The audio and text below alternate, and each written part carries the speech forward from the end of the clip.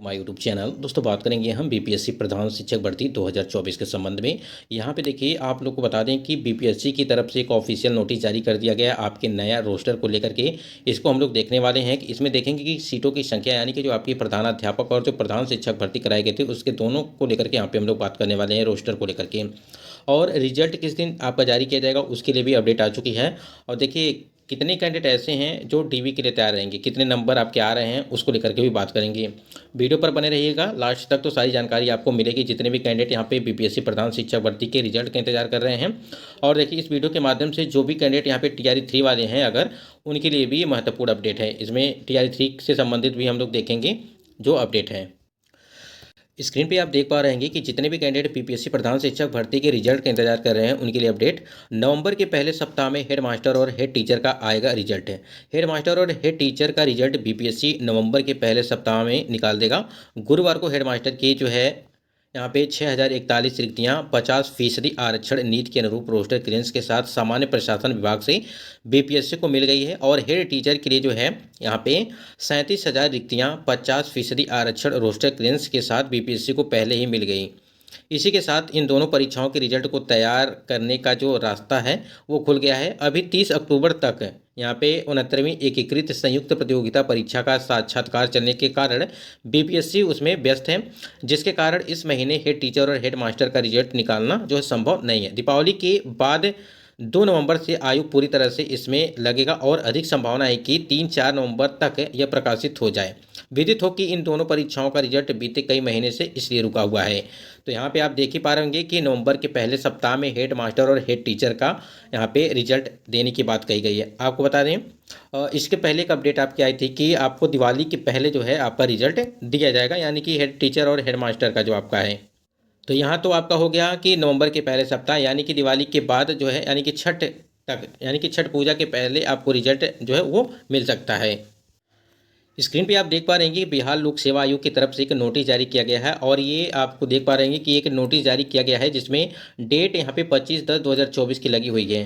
ठीक है, तो ये आज ही की नोटिस है। और इसमें देखिए यहाँ पे दिया गया है कि संशोधित रिक्तियों के संबंध में आवश्यक सूचना में दिया गया कि विज्ञापन संख्या जो आपका 26/2024 यानी कि जो आपका प्रधानाध्यापक का जो 6061 पदों पर जो नियुक्ति हेतु आपकी दिनांक 1 मार्च 2024 को विज्ञापन जो प्रकाशित किया गया था उसमें जो कोटिवार विवरण थी वो निम्नवत थी। यहाँ पे देखिए अब यहाँ पे चीज़ें समझिएगा कि जो आपकी यहाँ पे पुराना जो आरक्षण था यानी कि जो 65% आरक्षण था उसको जो है हटाया गया। तो देखिए 65% जब आरक्षण था तो किस प्रकार से यहाँ पे सीटों की संख्या दी गई है, ठीक है, यानी कि किस वर्ग में कितनी कितनी सीटें थी पहले। ठीक है, अब देखिए वर्ग में यानी कि जैसे अनारक्षित वर्ग की अगर बात करें या आर्थिक रूप से कमजोर वर्ग या अनुसूचित जाति या अनुसूचित जनजाति या अत्यंत पिछड़ा वर्ग, इसमें देखिए सीटों की संख्या में है, किसी में कम है तो किसी में ज़्यादा है, वो चीज़ें हैं। तो ये आपका पुराना वाला है। अब यहाँ पे जो नया रोस्टर जारी किया गया है इसके अनुसार देखिए यहाँ पे जो सीटों की संख्या है वो यहाँ पे समझिएगा।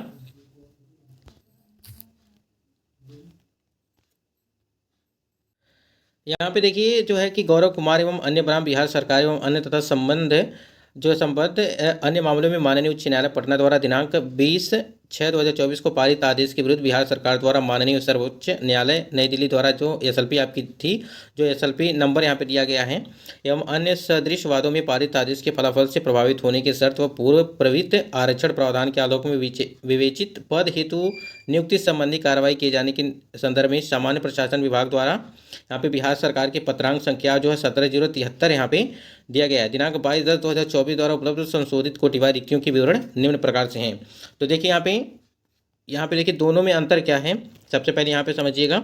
और देखिए यहाँ पे जो यूआर यानी कि अनारक्षित जो आपकी कैटेगरी है यहाँ पे देखिए पहले आपकी 1340 सीटें थी, अब यहाँ पे देखिए 2000 यहाँ पे 3 सीटें हो गई हैं। ठीक है, यहाँ पे देखिए लगभग 2300 सीटें इसको मान के चलिएगा। ठीक है, 2300 यहाँ पे 3 सीटें, और यहाँ पे पहले आपके जो है 1340। तो ये जो आपका रखा गया है ये आपका 25% के हिसाब से सीटें रखी गई हैं। यहाँ पे अगर देखेंगे तो पहले वहाँ पे अब 40% यानी कि 40% के हिसाब से सीटें रखी गई हैं। और इसी प्रकार से आर्थिक रूप से जो कमज़ोर वर्ग के कैंडिडेट हैं इसमें देखिए यहाँ पे 576 है, यहाँ पे देखिए 575 है। ठीक है, तो इसमें देखिए कोई परिवर्तन नहीं है, सिर्फ एक सीटों का अंतर यहाँ पे देखने को मिल रहा है, क्योंकि इसमें देखिए आपका जो 10% था, इसमें ये 10% ही था, इसमें कोई भी परिवर्तन नहीं किया गया था। उसके बाद से अनुसूचित जनजाति की अगर बात करें तो 1283, ठीक है। और यहाँ पे देखिए अनुसूचित जनजाति, यहाँ पे अनुसूचित जाति की अगर बात करें तो यहाँ पे 1024 सीटें हैं। अब यहाँ पे सीटें क्यों कम हो गई? क्योंकि आरक्षण यहाँ पे अगर बढ़ा था, तो आरक्षण जब बढ़ा था तो यहाँ पे आपकी 1283 हैं। जब आरक्षण यहाँ पे घटाया गया है तो यहाँ पे आपकी सीटें जो है 1024 हो गई हैं, तो सीटें कम हो गई हैं। इसी प्रकार से आप नीचे भी उसी पर देखेंगे, यानी कि अनुसूचित जनजाति की अगर बात करें तो 128 सीटें हैं, तो यहाँ पे देखिए अब जो है 63 सीटें आपकी बची हुई हैं। इसी प्रकार से यहाँ पे देखिए अत्यंत पिछड़ा वर्ग जो है 1595 सीटें थी पहले, अब यहाँ पे देखिए 1148 सीटें हैं।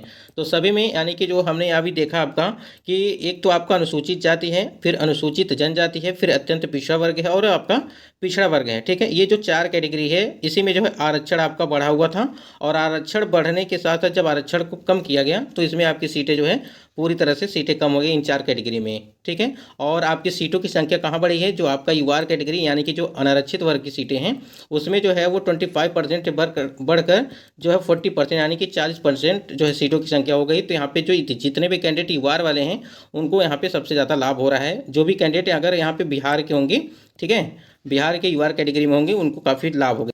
बाकी यहाँ पे देखिए सिलेक्शन किस प्रकार से चीज़ें आपकी कराई जाएंगी बीपीएससी प्रधान शिक्षक भर्ती को लेकर के अगर बात करें यहाँ पे देखिए, यहाँ पे सबसे पहले तो यहाँ पे जो आपका न्यूनतम जो क्वालिफाइंग मार्क्स रखा गया आयोग के द्वारा, चाहे वो यूआर कैटेगरी का हो या बीसी का हो, ईबीसी, ईडब्ल्यूएस, एससी, एसटी, ठीक है, सभी में यहाँ पे देखिए 40% के हिसाब से यानी कि 60 अंक यहाँ पे आपके होने चाहिए। और बीसी अगर पिछड़ा वर्ग की बात करें यहाँ पे 36.5% यहाँ पे यानी कि लगभग 55 अंक यहाँ पे आपके होने चाहिए। इसी प्रकार ईबीसी की बात करें यानी कि अत्यंत जो पिछड़ा वर्ग है वो 34%, ठीक है। ये 34% ये आपका जो है क्वालिफाइंग मार्क्स है। ये बीपीएससी आयोग के द्वारा जब आप नोटिफिकेशन पढ़ेंगे तो उसमें साफ साफ चीज़ें लिखी गई हैं कि कितना परसेंट जो है किस कैटेगरी में जो है क्वालिफाइंग न्यूनतम जो क्वालिफाइंग मार्क्स है वो है। तो यहाँ पे 34% यानी कि 51 नंबर यहाँ पे। और ईडब्ल्यूएस जो आर्थिक रूप से कमजोर वाले हैं उनके लिए जो 40% रखा गया है यानी कि 60 अंक, ठीक है। और एससी, एसटी और जो आपका पीएच कैंडिडेट हैं, ठीक है, उनको जो है 32% के हिसाब से यहाँ पे देखेंगे 48 नंबर। और वहीं पे अगर देखा जाए जो सभी महिलाओं की अगर बात करें यहाँ पे तो वहाँ पे 48 यानी कि 32% यानी कि 48 अंक चाहिए। तो ये तो आपका न्यूनतम क्वालिफाइंग मार्क्स है, ठीक है, ये है।